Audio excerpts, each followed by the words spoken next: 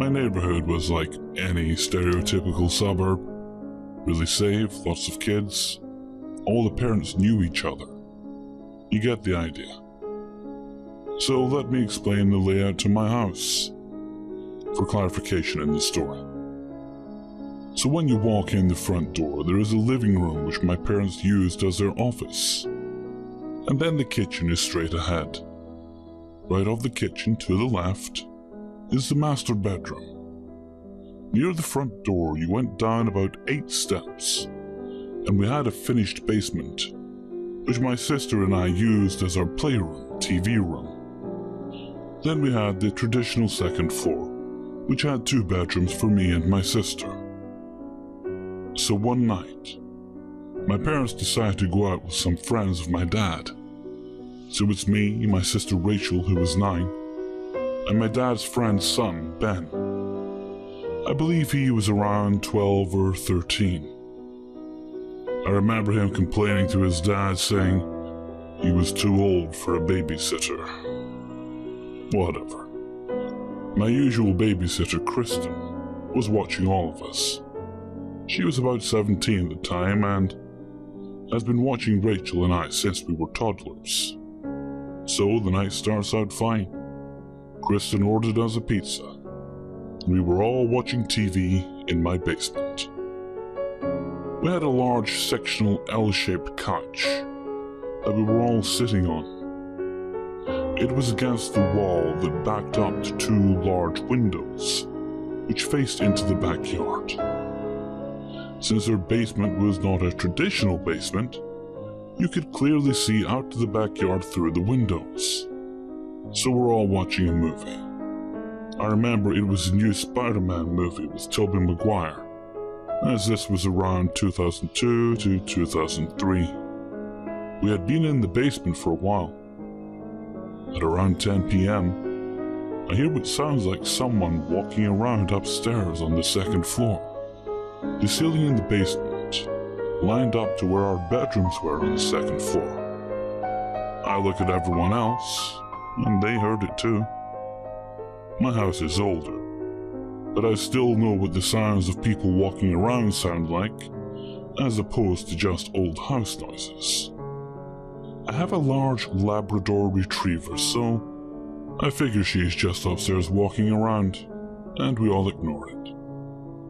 About 2 minutes later, I go upstairs to my kitchen to get water, and I notice my dog sleeping on the couch in my parents' office area. She had obviously been there a while, and she was in a deep sleep.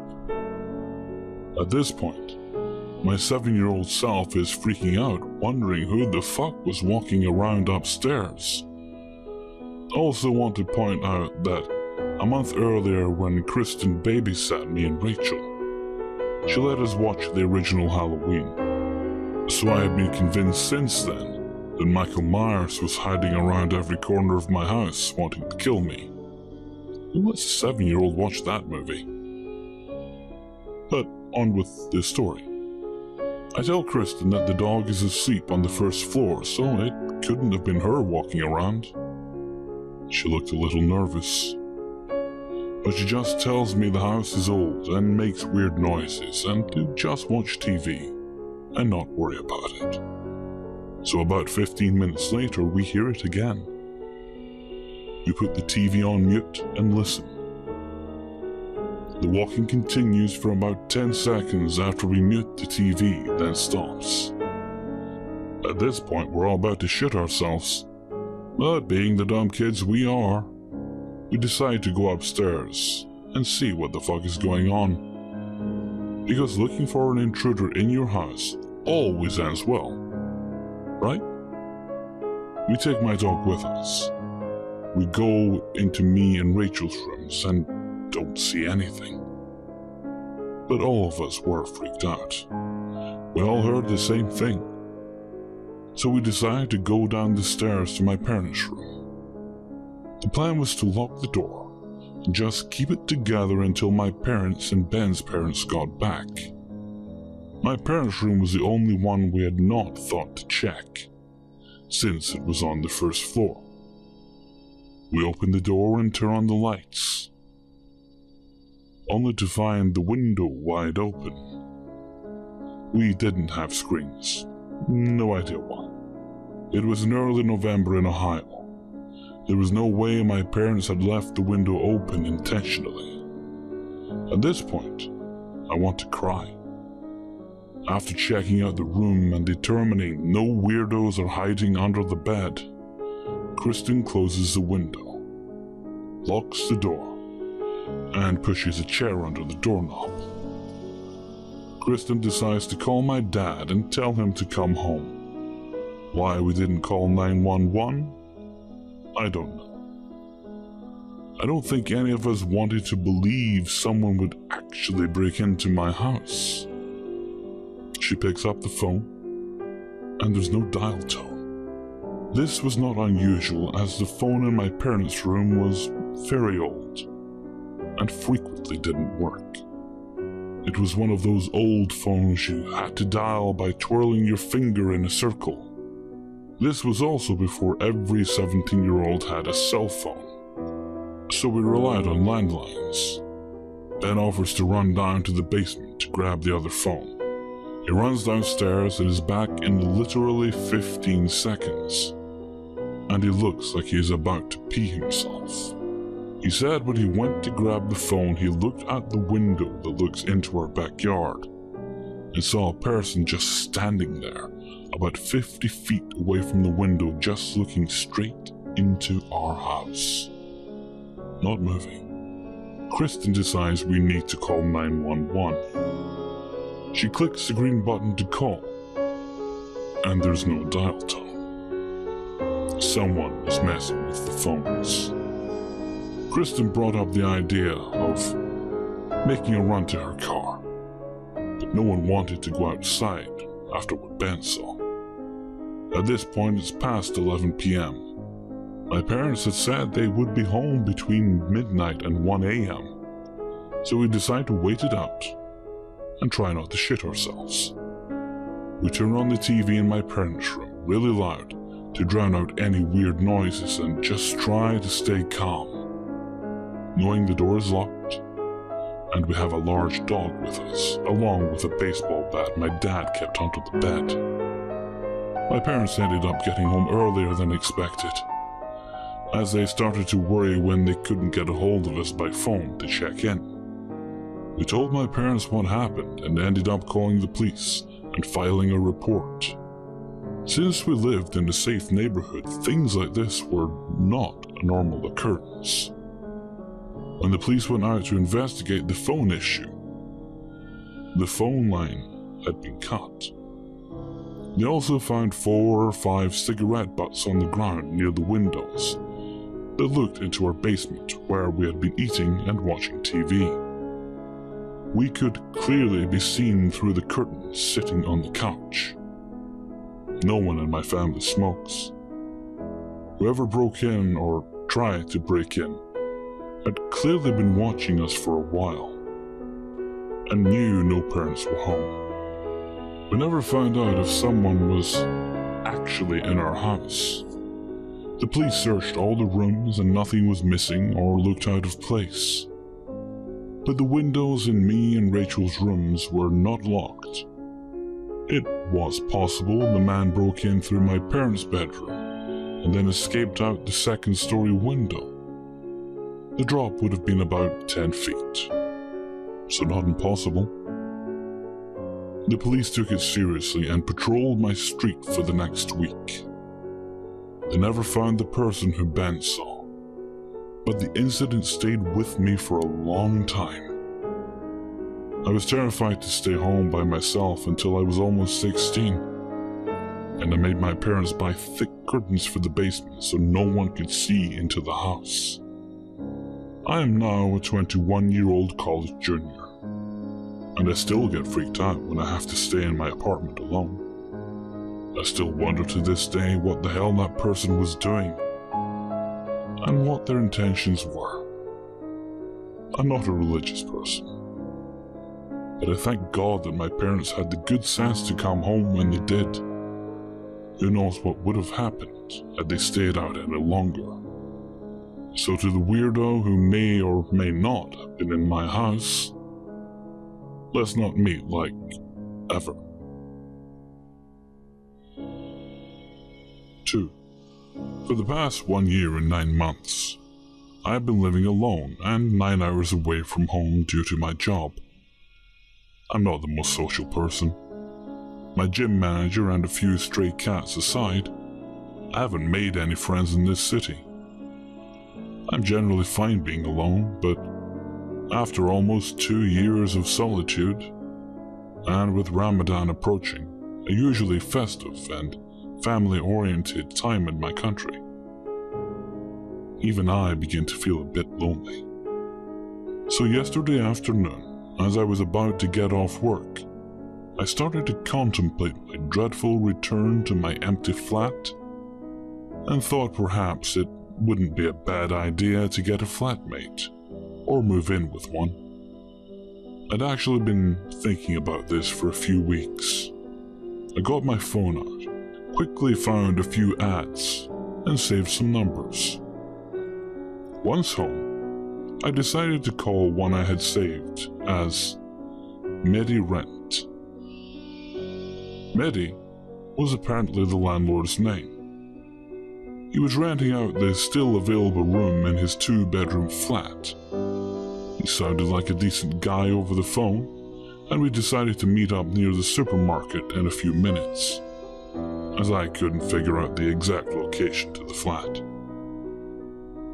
Still in my office attire, I head out to meet him and was in front of the supermarket 5 minutes later. Some 15 minutes went by, and there was still no sign of Mehdi. I called him again to let him know I was there, and he confirmed that he was on his way.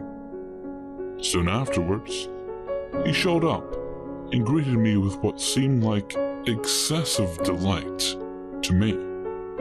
The way you might greet someone you actually know and haven't seen for a long while. He proceeded to make small talk and then casually asking a bunch of stuff I assume any landlord might ask. Example, I'm guessing you're not from town. Are you a student? I look younger than I am. What do you do? Where are you from? Stuff like that. I felt like he was being a bit overbearing, but thought nothing of it. Several awkward responses later, I asked if we could go see the flat. His smile changed into an inquisitive frown for the briefest moment before he resumed his exceedingly gleeful attitude and said, "Yes, of course." I started to walk behind him, and as we turned around the corner, he gestures to an old Renault 19. I had no idea he'd come by car and had assumed we were walking to the flat since it was supposed to be close to the supermarket, so I was surprised. I'm a ridiculously trusting person, and displeasing people is almost a phobia of mine. But I was hesitant to get into the car. It wasn't out of concern for my safety. I'm an idiot. I'm just from a conservative society, and as a young woman, it would be really inappropriate to get into a car with some random dude I just met. Being a fellow member of said conservative society, I'm sure he knew this as well. He seemed to notice my discomfort at the suggestion, but asked me to get in anyway.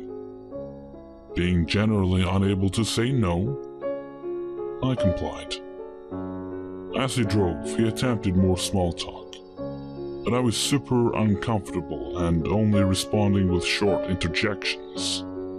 I had my phone in my hand and I got some notification, so the screen lit up. Just lit up with a small vibration, no sound. It was on silent. I didn't even check it. But along with my taciturn disposition, it seemed to have vexed him greatly. His weirdly upbeat attitude dissolved in a moment, and I was sternly ordered to put my phone on the back seat. At first, not knowing how to respond to this, I gave him an incredulous look. Seeing his lack of reaction to my disbelief, I thought maybe I am being rude. So I started to put it inside my handbag, but he was adamant I put it on the back seat and repeated the oddly specific command. I'm somewhat alarmed by the unwarranted fervor at this point and decide to keep my phone in my hand instead. So I timidly replied, "No, I'm fine," which wasn't enough to deter him. He brought out his own phone, turned it off, and turned to me to say, "See? I put yours on the back seat." I essentially ignored him because I didn't know what else to do or say. We had been driving for maybe 3 minutes, so I asked him if we're near the flat, and he says yes. Another 2 minutes or so went by.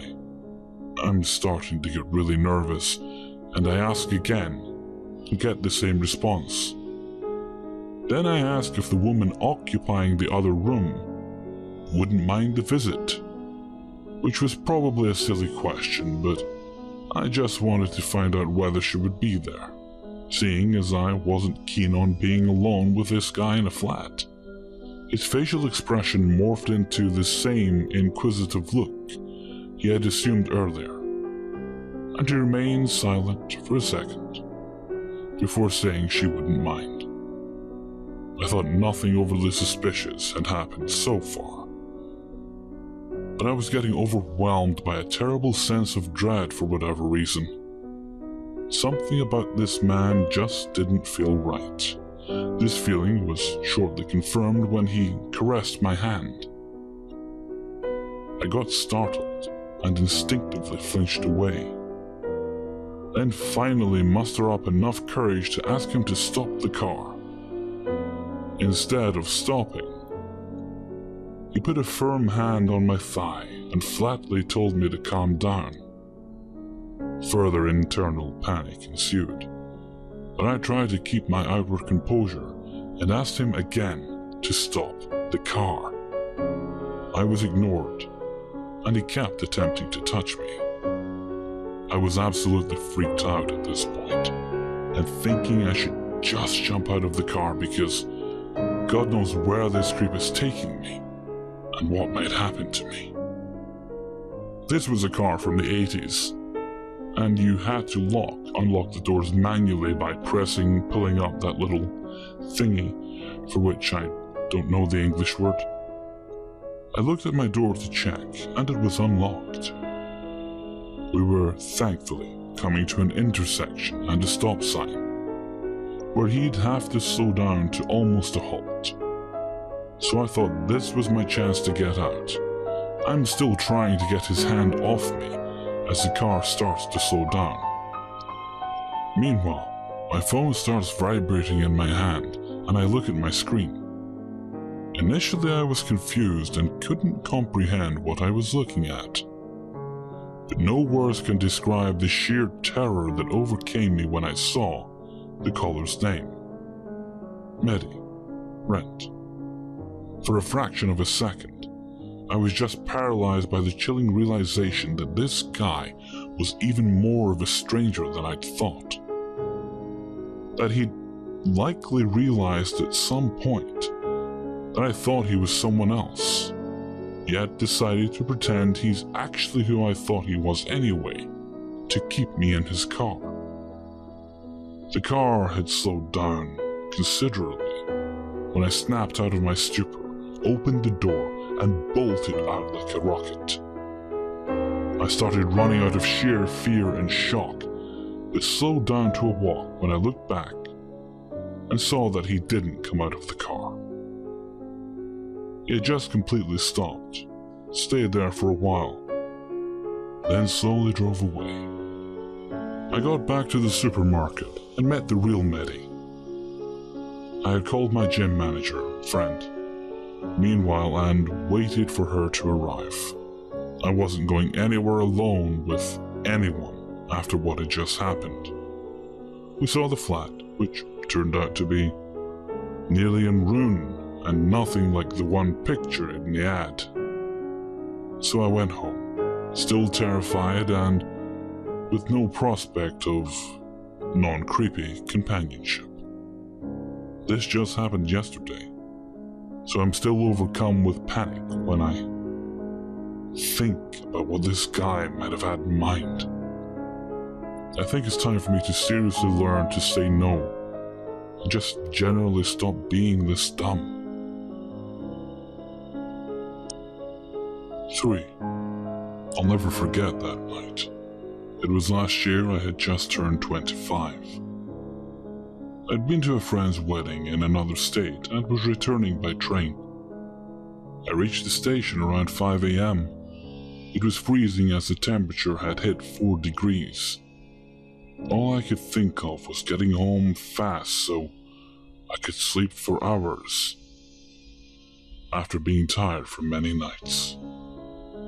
I generally avoid traveling alone in the dark, but it was impossible to wait at the station till sunrise because 1 hour seemed like a very long time, so I decided to get a taxi. The distance from the station to my apartment is roughly 40 kilometers. There were 2 taxis, and I got into one of them without making any eye contact with the driver. I told him where I wanted to go, and we started.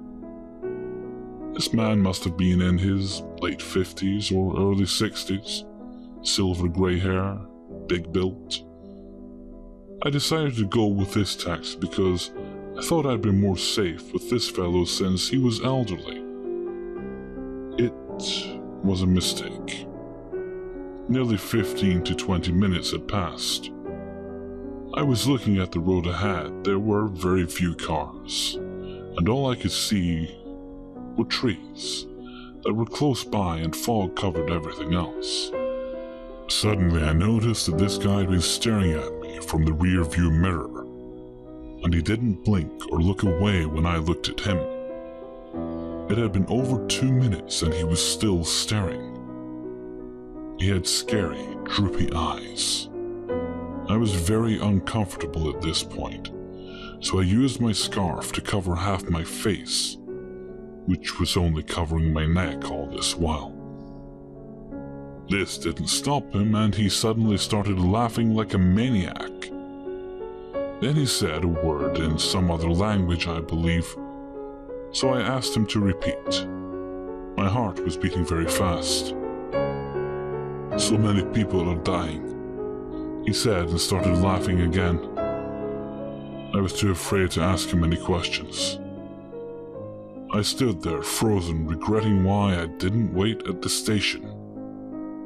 My hands were shivering because I was trying to send a message to a friend, but my fingers just couldn't type properly. He turned around now, facing me, asked me if I was married. I managed to speak nervously. "No." And he said, "You will repent." With these words, he started to speed up. My mind was going crazy now. What the fuck did he mean by that? Why would he say such a thing to me? I tried looking around to see if it was a good idea to get out of that taxi, but it was still very dark, and there weren't many cars around. Maybe 2 or 3 cars would pass us every 5 to 10 minutes. By this point, I was pretty convinced that he was taking me to some other place. Maybe he wasn't, but I was too terrified to think straight. I was trembling with fear, and I was sure he was going to attack me or do something worse. Suddenly he slowed down, and he seemed to be talking to himself.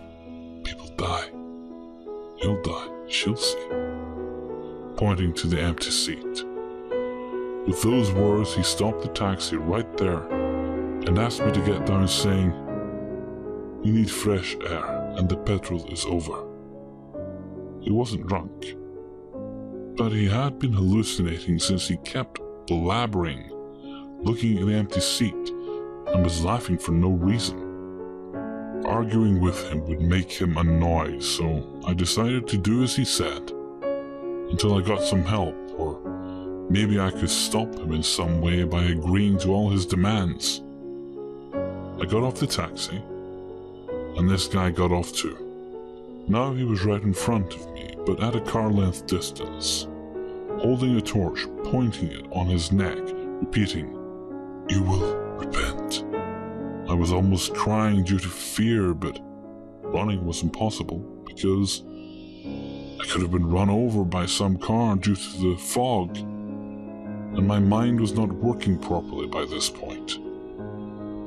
The thought of calling someone didn't occur to me earlier, and now it was too risky since this maniac was standing right there, holding that torch and moving his head like some possessed person.